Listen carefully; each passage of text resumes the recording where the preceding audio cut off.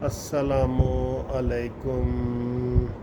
अभी मैं सोने लगा था तो एक ब्रेकिंग न्यूज़ आ गई। मैंने कहा ब्रेकिंग न्यूज़ है तो कानूनी टीवी जो है हमेशा ब्रेकिंग न्यूज़ ज़रूर देता है, मुख्तसर देता है लेकिन बहुत देता है।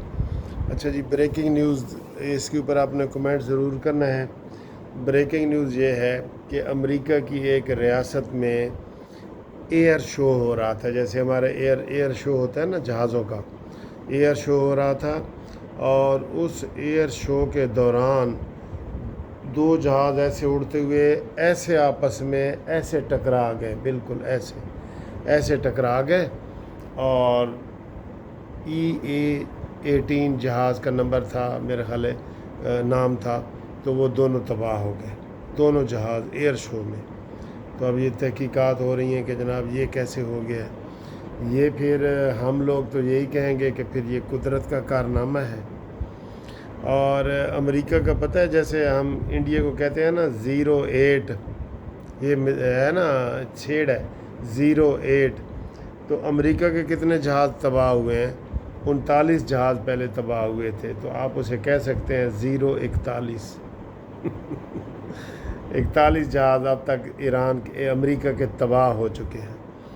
और ये फिर आप कह सकते हैं कि जी कुदरत का करिश्मा है कि ईरान ज़ाहिर है वहाँ अमेरिका तक तो नहीं पहुँच सकता, लेकिन दो जहाज़ों का सर जी ऐसे बिल्कुल जुड़ के तो मर जाना और तबाह हो जाना, तो उसमें पायलट तो बच गए लेकिन दो जहाज़ मुकम्मल तबाह हो गए। और वो आपस में फ़िज़ा में ही वो ऐसे गुत्थम गुत्था जैसे होता है ना बंदा, एक तो होता है ना ऐसे ठा करके, नहीं वो ऐसे और ऐसे जो है ना उन्होंने कलाबाजियाँ खाई हैं और वो तबाह हो गए जी। ये ब्रेकिंग न्यूज़ आधी रात को हम दे रहे हैं कि अमेरिका के दो बड़े कीमती जहाज़ तबाह हो गए जी।